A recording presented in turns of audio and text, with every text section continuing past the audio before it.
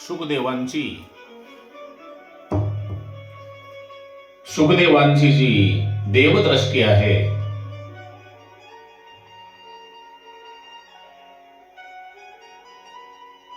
ती म्हणजे भगवंताने आपल्या नजरेने पाहणे, त्याप्रमाणे ही शुकदेवांची देवदृष्टी असून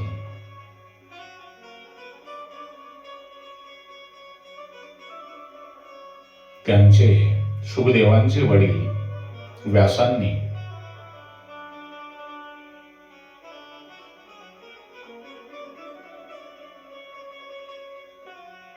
परिपूर्ण भागवत नावाचे पुराण लिहिले व त्याचा प्रसार त्यांचाच मुलगा श्री व्यासांचा मुलगा शुकदेव यांनी केला. शुकदेवांना देवदृष्टी लाभली होती. एकदा अप्सरा स्नान करत असताना निर्वस्त्र दिगंबर अवस्थेत शुकदेव त्या सरोवरापासून, त्या नदीपासून चालले होते. त्या अप्सरांनी निर्वस्त्र शुकदेवांना पाहून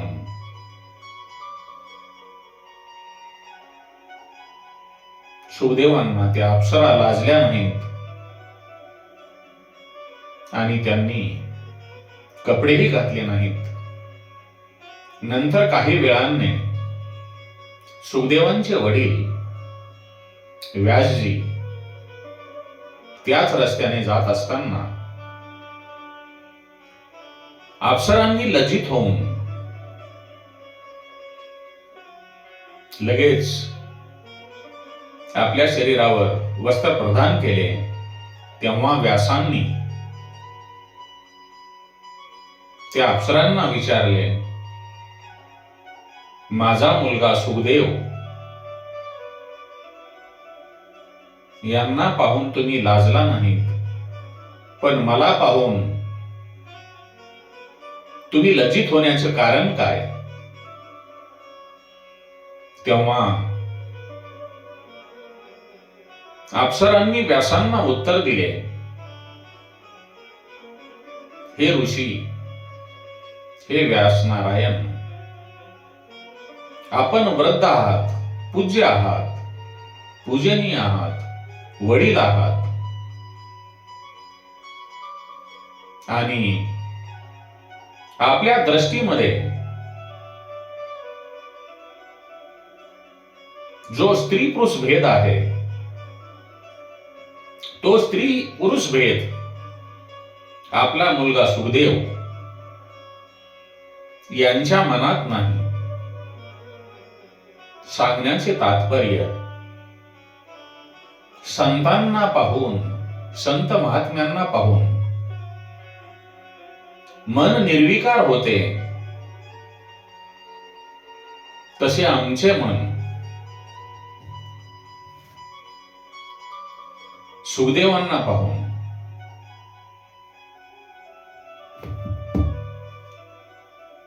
निर्विकार झालेले आहे. शुकदेवांचे दर्शन करून आमचे मन निष्काम झालेले आहे.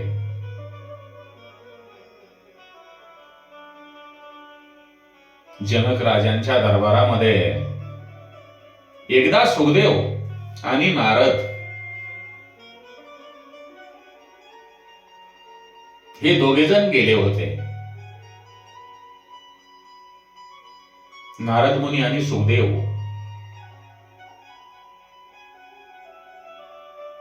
दोघेही महान आणि ब्रह्मचारी पुरुष, पण त्यांच्यामध्ये श्रेष्ठ कोण? जनक राजांची पत्नी सुनैना हिने नारद आणि शुकदेवांची परीक्षा घेण्याचे ठरविले.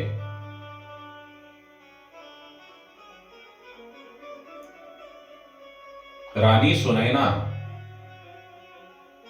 ही साज श्रंगार करून आली. सुखदेव आणि नारद ज्या ठिकाणी खुर्चीमध्ये एकाच ठिकाणी सोबत बसले होते, जनक राजांची पत्नी राणी सुनैना या त्या दोघांमध्ये जाऊन बसली.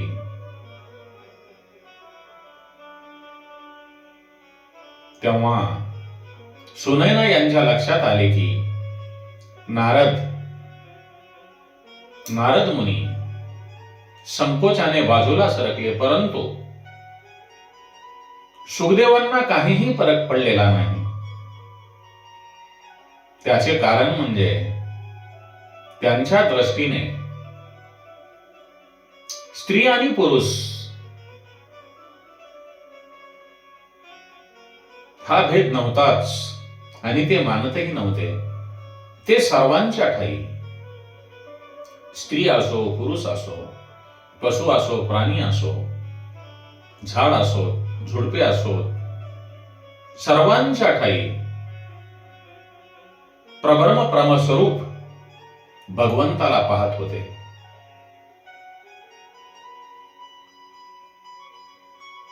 ब्रह्मचर्य पाळणारा सुलभ, पण ब्रह्मदृष्टी राखणारा सुलभ नाही. अशाने भागवत शिकायची काय गरज होती? भिक्षेसाठी बाहेर जायचे व 6 क्षण,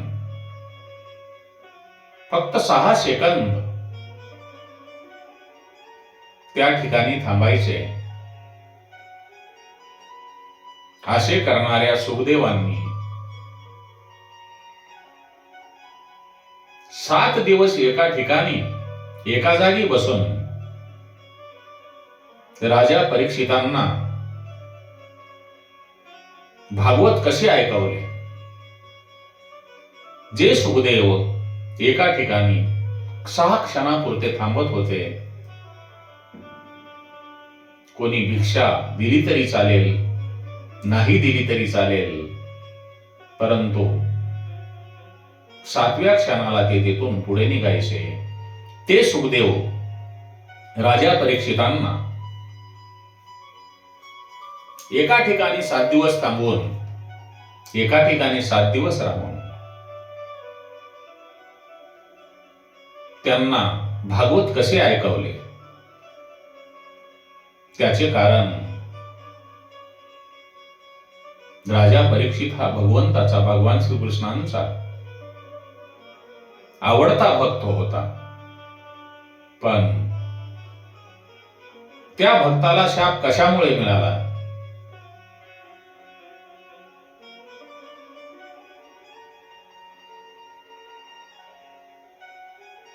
या प्रश्नाची उत्तरे सूत स्वतः देतात. नारद म्हणतात,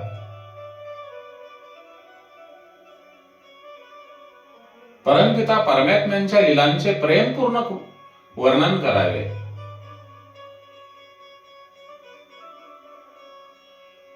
सर्व साधनांचे फळ म्हणजे प्रभू प्रेम आहे.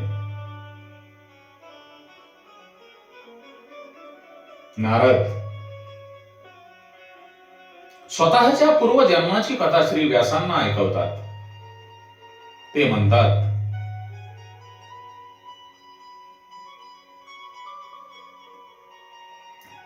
हे व्यास मुनी,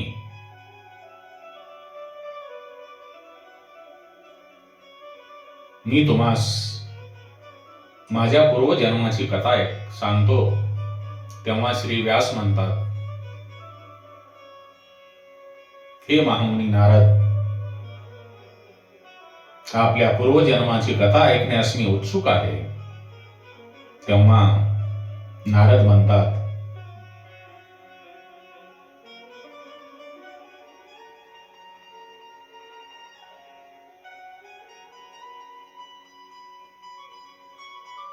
मी माझ्या पूर्वजन्मीची कथा सांगतो.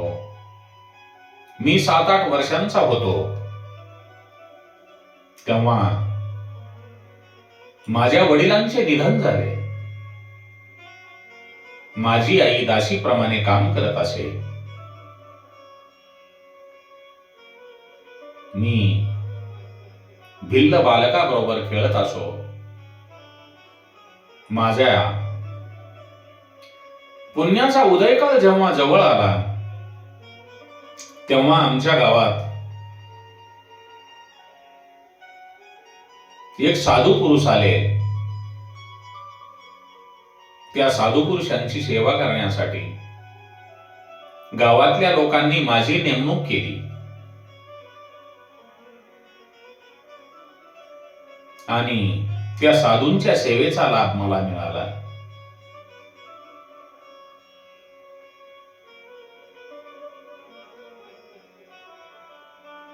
म्हणून कोणत्याही महापुरुषांची सेवा केल्यानंतर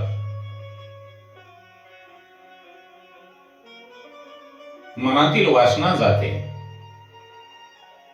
त्याप्रमाणे मला महापुरुषांची सेवा करण्याची संधी मिळाल्यामुळे माझ्या मनातली वासना गेली आणि मनातील विकारही निघून गेले. माझे गुरु नारद म्हणतात, प्रभू भक्तीमध्ये एकदम रंगलेले असल्यामुळे त्यांची मला सेवा करण्याची संधी मिळाली. गुरु मला सांगत, सामान्य माणसाने अनुसरावयाचा नियम म्हणजे सर्वावर प्रेम करावे व दुसरा मार्ग म्हणजे एकट्या भगवंतावर प्रेम करावे. आत्मा परमात्मा एकच आहे.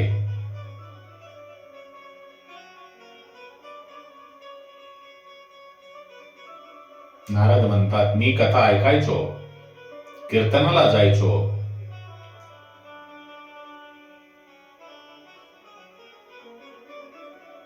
आणि कृष्ण कथा ऐकायचो. कृष्ण कथा ही आबाल वृद्ध योगी सर्वांनाच आनंद देणारी असून मला कृष्ण कथेतून इतका आनंद मिळत होता की मी माझे खेळणे बंद केले आणि माझा जीव संसारामध्ये रमू लागला. नारद म्हणतात, संतांचे डोळे शुद्ध आणि पवित्र असतात. त्यांच्या डोळ्यामध्ये श्रीकृष्ण वसलेले असतात. संतांच्या डोळ्यामध्ये भगवान श्रीकृष्ण वसलेले असतात. त्यामुळे संत आपल्या डोळ्यांनी ज्यांना निहाळतात, पाहतात, त्यांचे जीवन धन्य होते. संतांच्या कृपा दृष्टीला नामजपापेक्षा जास्त महत्व आहे. माझ्या गुरुच्या कृपेमुळे, प्रेमळ दृष्टीमुळे माझे कल्याण झाले. नारद पुढे सांगतात, मी एक दासी पुत्र होतो, परंतु माझ्या गुरूंच्या कृपेमुळे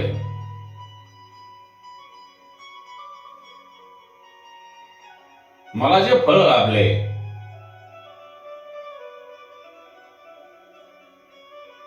ते मी व्यक्त करू शकत नाही.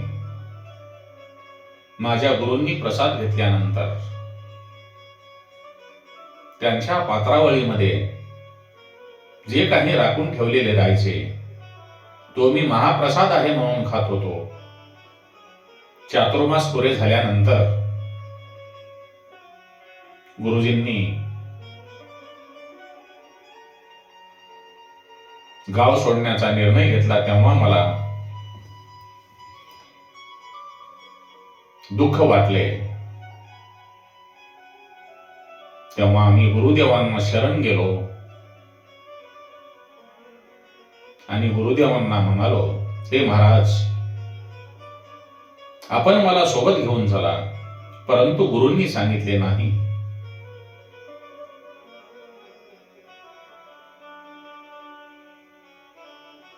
तुझ्यावर मातेचे ऋण आहे आणि ते ऋण तुला फेडावयास पाहिजे. तू जर ऋण नाही फेडलेस तर तुला परत जन्म घेऊन ते ऋण फेडावे लागेल. तू घरामध्येच राहून प्रभू भजन कर.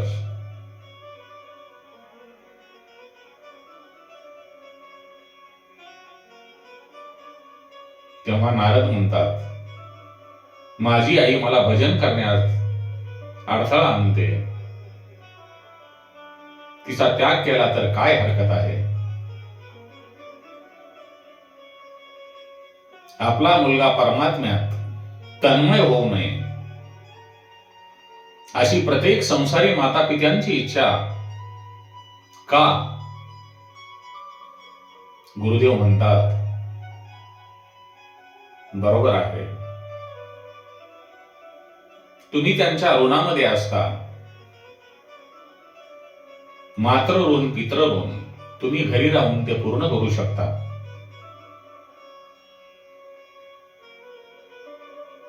संत मीराबाई. संत मीराबाईंना जेव्हा लोक त्रास देऊ लागले तेव्हा तिने संत तुलसीदासांना पत्र लिहिले. त्यावेळी मीराबाई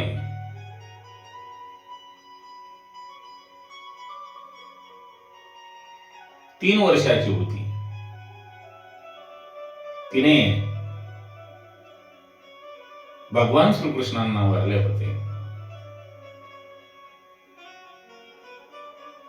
आणि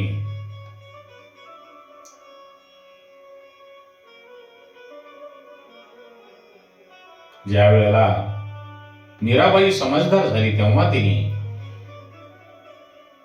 तुलसीदासांना पत्र लिहिल्यानंतर त्या पत्रामध्ये लिहितात,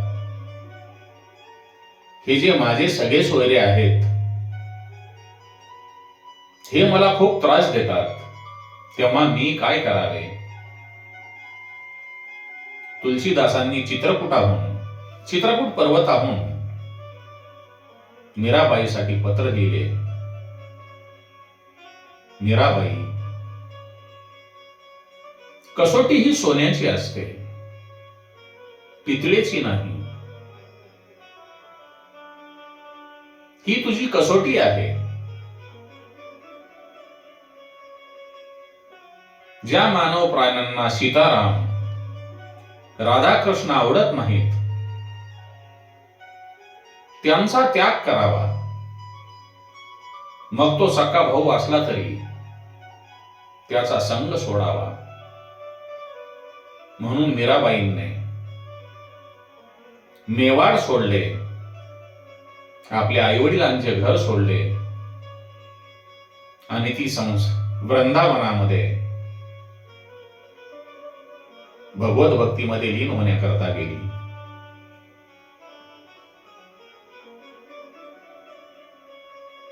संसारी माता पिता प्रत्येक मुलांना संसारी माता पिता प्रपंचाचे संसाराचे ज्ञान देतात आणि मी जर आईच्या सहवासात राहिलो तर माझ्या भजनात विक्षेप येईल. यावर नारद मुनींचे गुरु म्हणतात,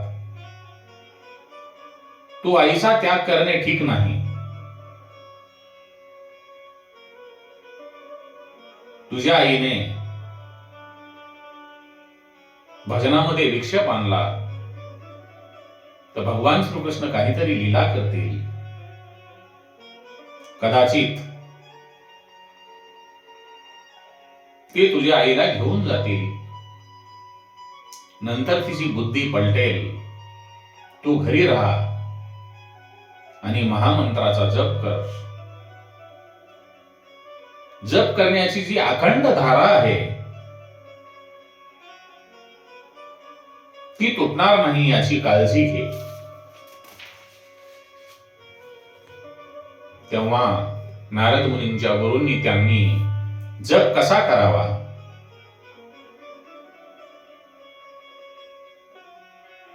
हे सांगून ते निघून गेलेले आहेत. नारद म्हणाले, गुरूंनी मला 36 लाख नारद म्हणतात, गुरूंनी मला 36 लाख वासुदेव गायत्री मंत्र जप सांगितला. ते म्हणतात 32 लाख वासुदेव गायत्री मंत्राचा जप झाल्यानंतर विधात्याचा लेख पुसला जाईल, पापाचा नाश होईल. रात्रंदिवस या मंत्राचा जप कर. मंत्राने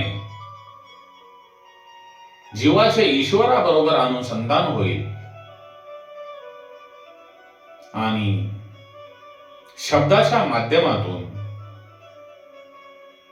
तुझे ब्रह्माशी अनुसंधान होईल.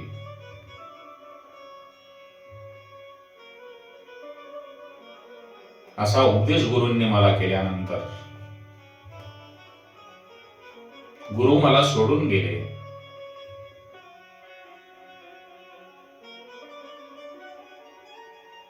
बाबांनो, नारद म्हणतात, गुरूंचा उपदेश आठवला आणि त्यांचा उपदेश मनावर घेऊन मी जप सुरू केला. चालता बोलता फिरता मनातल्या मनात मी जप करत होतो. आपण सुद्धा तसाच जप करायला पाहिजे. जप करत असताना जपाची जी धार आहे ती अखंड असावी. जप करत असताना 1 वर्ष वाणीने जप करावा, 3 वर्षे कंठाने जप करावा आणि पुढची 3 वर्ष मनाने जप करावा. त्यानंतर अजपा जप होतो.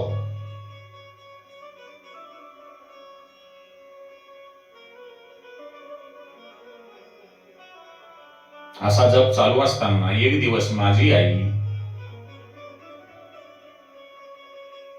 गोशाळेत गेली असताना तिला सापाने चावा घेतला आणि आईने शरीर त्याग केला. ती मरण पावल्यानंतर आईचे आणि माझे ऋणानुबंध संपले. तेव्हा माझ्यावर भगवंताचा अनुग्रह झाला. मी माझ्या आईवर अग्निसंस्कार केले आणि तिच्या ऋणातून मुक्त झालो. याचा मला आनंद वाटला. माझी प्रभूवरील श्रद्धा दृढ झालेली होती. तोच माझी आता काळजी घेईल असा विश्वास बाळगून मी घराचा त्याग केला, असे नारद मुनी व्यासांना सांगतात.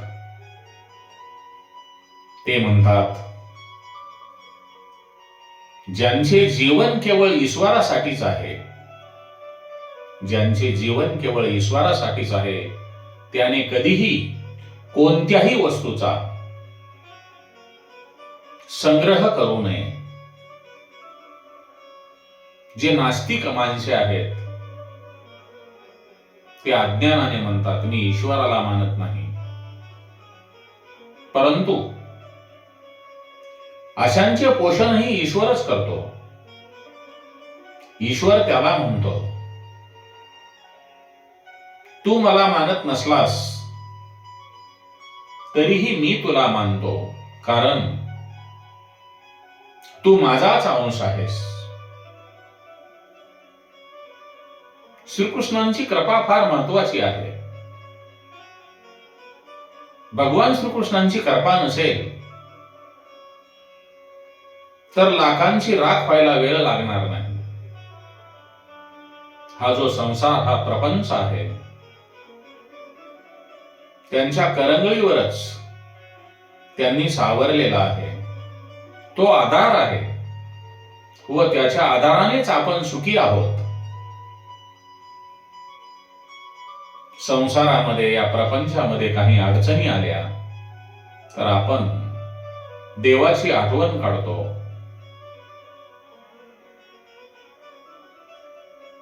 पण आपण जर मनापासून त्यांची आराधना केली तर ते कायमच आपल्या पाठीशी उभी राहील, अशी भगवंताची ताकद. नारद म्हणतात,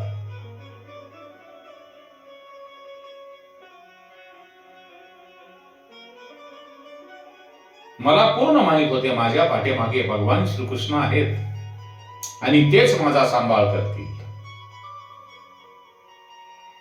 ओम नमो भगवते वासुदेवाय. कृष्णं वंदे जगद्गुरुं.